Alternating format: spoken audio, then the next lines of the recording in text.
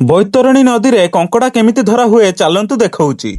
ଜୟ ଜଗନ୍ନାଥ ଭାଇ ମାନେ ଆଜି ସକାଳୁ ଉଠି ନଦୀ ପାଖରେ ଯାଇ ଦେଖିଲା ବେଳକୁ ଲୋକମାନେ ଲାଗିଛନ୍ତି କଙ୍କଡା ଧରିବାରେ। ଆଉ ମୁଁ ଆପଣ ମାନଙ୍କୁ ଗୋଟିଏ କଥା କହିବି, ଆମ ବୈତରଣୀ ନଦୀରେ କଙ୍କଡା ମାନଙ୍କର ସଂଖ୍ୟା ଏତେ ଯେ ଲୋକମାନେ ଏହି କଙ୍କଡା ଧରି ନିଜର ଘର ପରିବାର ମଧ୍ୟ ଚଳାନ୍ତି। ଆଉ ଏହି କଙ୍କଡା କେମିତି ଧରା ହୁଏ ଚାଲନ୍ତୁ ଦେଖାଉଛି। ପ୍ରଥମେ ତ ଭାଇ ମାନେ କଙ୍କଡା ଧରିବା ପାଇଁ ଏମାନଙ୍କ ପାଖରେ କିଛି ଆବଶ୍ୟକ ଯନ୍ତ୍ର ଥାଏ। ଆଉ ଏହି ଯନ୍ତ୍ରର ଆଗରେ କଙ୍କଡା ମାନଙ୍କର ଖାଇବା ପାଇଁ କିଛି ମଲା ଜିନିଷ ଯେମିତି କି ମାଛ ଏବଂ ଅନ୍ୟାନ୍ୟ ଜିନିଷ ଲଗା ହେଇଥାଏ। ଆଉ ଏତେ ସବୁ କିଛି ଲଗେଇ ସାରିବା ପରେ ସେଇ ଯନ୍ତ୍ରଟିକୁ ନେଇ ପାଣି ଭିତରେ ପକେଇ ଦେଇଥାନ୍ତି। ଆଉ ତାପରେ କିଛି ସମୟ ୱେଟ୍ କରିବାକୁ ପଡିଥାଏ, କାହିଁକି ନା ଭାଇ ମାନେ କିଛି ସମୟ ୱେଟ୍ କଲେ କଙ୍କଡା ଆସି ସେଇ ଜିନିଷଟିକୁ ଖାଇବ। ଆଉ ତାପରେ ଏମାନେ ରସି ଦ୍ୱାରା ସେଇ କଙ୍କଡାଟିକୁ ଧୀରେ ଧୀରେ ଉପରକୁ ଆଣି ଏମାନଙ୍କର ଏକ ଖାସ ପ୍ରଣାଳୀ ଦ୍ୱାରା ସେଇ କଙ୍କଡାଟିକୁ ଧରିବାକୁ ପୁରାପୁରି ଚେଷ୍ଟା କରନ୍ତି। ତାପରେ ଏମାନେ ସେହି କଙ୍କଡାଟିକୁ ସକ୍ସେସଫୁଲି ଧରି ନେଇଥାନ୍ତି। ତ ଦେଖିଲେ ତ ଭାଇ ମାନେ କଙ୍କଡା ଧରିବାଟା କେତେ କଷ୍ଟ। ଆଉ ଆମ ବୈତରଣୀ ନଦୀରେ ଯେଉଁ କଙ୍କଡା ମିଳେ ତାକୁ ମାଡୁଆ କଙ୍କଡା କୁହନ୍ତି। ତ ଆପଣଙ୍କ ଏରିଆରେ ଏହି କଙ୍କଡାଟିକୁ କଣ କୁହନ୍ତି ଆମ ମାନଙ୍କୁ କମେଣ୍ଟରେ ନିହାତି ଜଣେଇବେ। ଆଉ ଆଜିର ଇନଫରମେସନ ଯଦି ଆପଣ ମାନଙ୍କୁ ଭଲ ଲାଗିଥିବ ଫଲୋ ଗୋଟେ ନିହାତି କରିବେ। ରହିଲି ଗାଇସ୍, ଜୟ ଜଗନ୍ନାଥ।